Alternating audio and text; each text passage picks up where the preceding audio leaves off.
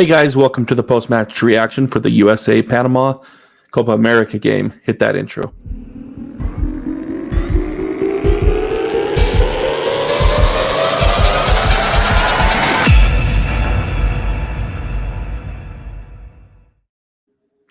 Well, there you go, guys. 2-1. We just got beat by Panama in the second game of the group stage. Now we have Uruguay coming up, which is a tough team. We're going to need to get a result against them, which we haven't proven that we've been able to do at all over the last 6 years under Greg Berhalter. We'll see. We'll see what happens. But overall, this game, just absolutely terrible. I mean, what are we doing? Everyone's going to be saying, in the mainstream media at least, or casual fans are going to be looking at this game and they're going to be saying, well, William made a huge mistake, which he did. And anyone that's saying that that wasn't a red card, absolutely. Absolute red card. Ref did what he had to do, even though this ref, it's the same ref that we had in the Nations League last year against Mexico, lost control of the game, lost control of this game. Every time we have this ref, he loses control of the game. Just ridiculous. But absolutely, it was a red card by Weah. You can't hit someone in the back of the head like that. It's just ridiculous. I don't know what he's thinking. But this points to the lack of accountability on this team. This points to bad management under Greg Berhalter. Yes, Weah did that on the field, but you have to point back to Greg Berhalter because this isn't the first time. Earlier this year, we saw the same thing out of Serginho Dest against Trinidad. There's no accountability. That's why the players are backing this coach. Anyone that is a Greg Berhalter backer that says, well, the players want him. The players don't know. He keeps calling them up. There's no accountability. Of course they want him. I would want him. There's just no accountability.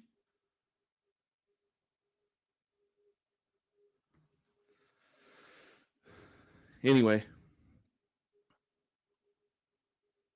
was a terrible performance by the boys. But we've seen this for 6 years. Over the last 6 years, 0 quality wins. Oh, Mexico. Mexico has the worst generation. We just saw them yesterday against Venezuela. They're going to get grouped. Worst Mexican generation I can ever remember. It's not an accomplishment. The best we've looked in the last 6 years was the 6 months that Greg Berhalter wasn't there. This doesn't take a rocket scientist to see this. And then some of the decisions. Never mind that we went down 10 players. Let's look at you have to adapt. Just like with Trinidad when Dets went out in Trinidad. That was a trial run. Total fail. No positive adjustments were made. Now we have another chance. Greg has another chance. Let's see how he reacts, adjusts. And he decides to go with a 5-3-1 and just bunker and hope for the result. The remaining 25 minutes of the first half, 30 minutes of the first half, after the red card, we were still in the 4-4-2. It was working. We scored a goal. We let that one goal in. That I thought it was a little bit slow reaction by Turner, but he had obviously got his clock cleaned earlier in the game. And we go with a 5-3-1. And we sub in CCV. CCV?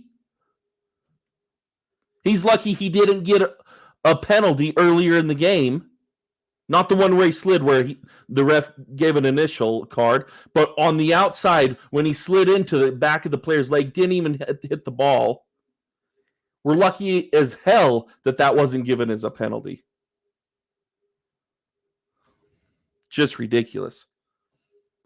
He brings in Pepe. Ballo is the only guy on the pitch making something happen. He doesn't look gassed at all. And he brings in Pepe. These are just decisions that a competent manager does not make. I don't want to hear that it's the players. Yes, Weah made a bonehead decision, but it all comes back to the coach. And it's not just this game.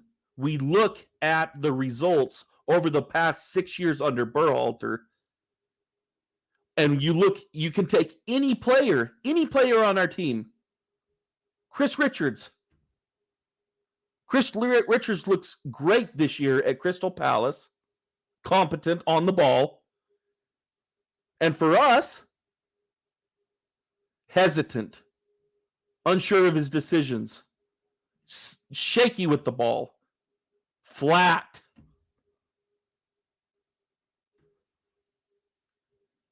We aspire to be a team, and I truly believe we have the talent to be on par with Uruguay and Colombia. We have the talent. You watch these guys at their clubs week in, week out. I do. I watch the games. So anyone that doesn't believe that we have the talent, watch the games in Europe. You can see it. We have the talent. And then when we come and play for those same players come and play for the U.S. men's national team, they look completely different. That points, and it's not just one, it's all of them. That points to the manager. We want to be on par with Uruguay, Colombia, Germany right now. Germany's down a little bit.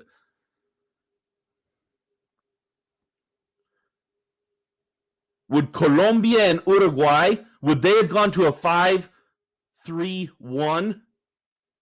They would have looked at this Panama team and they would have said, Panama? We'll beat you with 10. Please, USSF, give the fans what they deserve. They say they want to grow the sport. The best way to grow the sport is to have success with the U.S. men's national team. They don't want to do it. They just want to collect their checks, make no changes, be totally content with mediocrity. Truly, if the sport does grow and people get more passionate about it, they will demand more. They don't want that. They don't want anyone holding their feet to the fire. That's why they clear the questions in the press conferences with Greg before the questions are even asked.